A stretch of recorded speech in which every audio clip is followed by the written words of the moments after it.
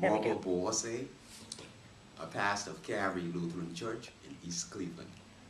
Um, my story on malaria.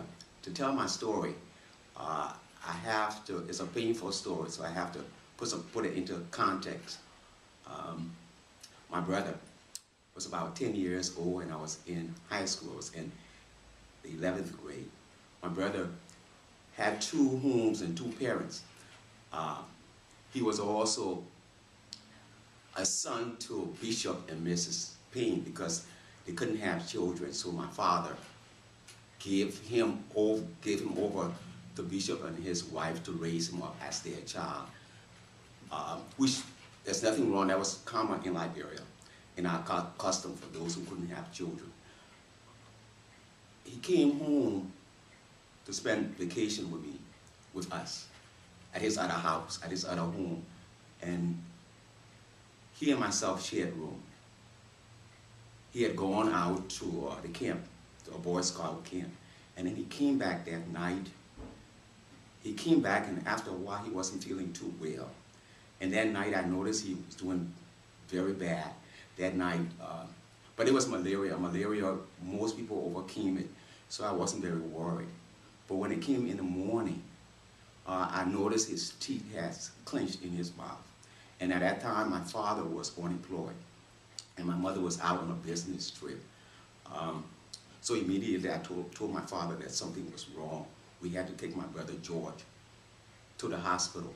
So we took him to the hospital where my aunt, the bishop's wife, was the director of nursing.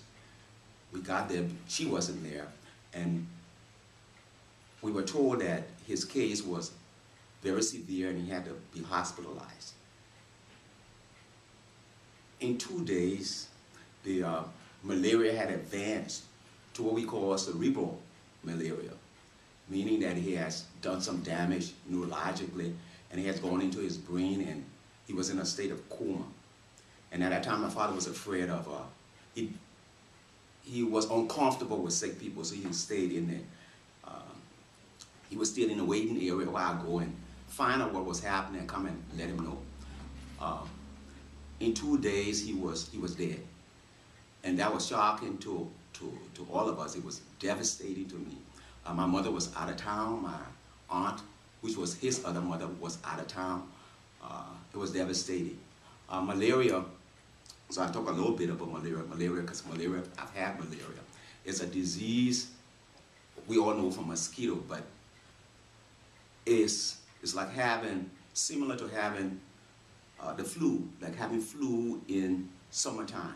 So there's this feeling of chill that takes over your body, even though the temperature outside is 90 degrees. A terrible chill in your body, high fever. And it's that kind of high fever that can cause brain damage to young people. Terrible feeling that comes over you when you have that disease of malaria. There are ways around it now, we know, and we always knew there was ways around it. The nets, which most of us didn't have nets.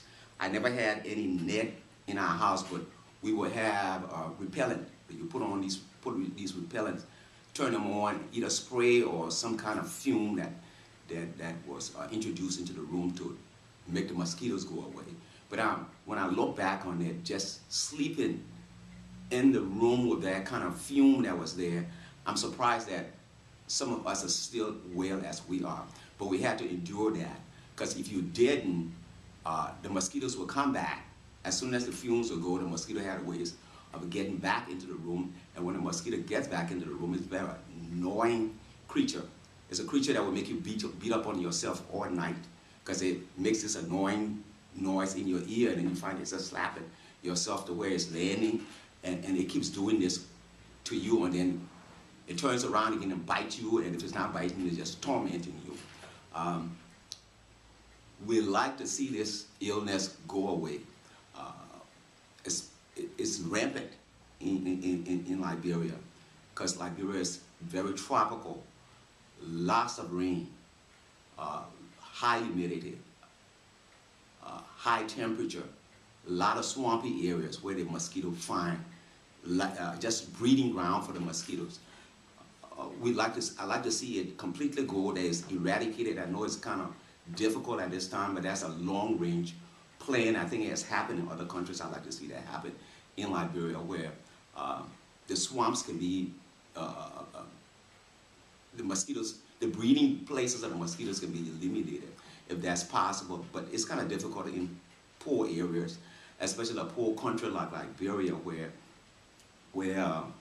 its population is densely concentrated in the different cities. So when you find a dense population with a lot of poor people, and the sanitation is kind of compromised in those kind of situations, the mosquito just have their day. And I'm surprised that God has been, that most of the people kind of survived this illness.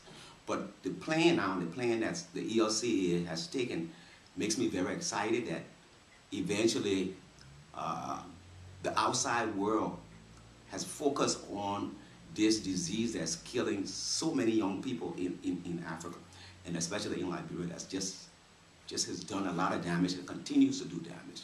That certainly we've gotten on board to work towards eliminating this kind of disease that is doable. And that's the good thing about this. This isn't as difficult as AIDS is, but it's a disease that we can do something about.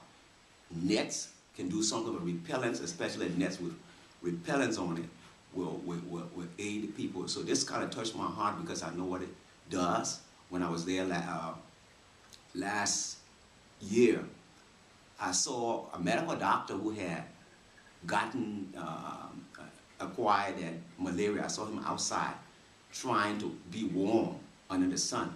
I saw what he was going through, and he was a doctor.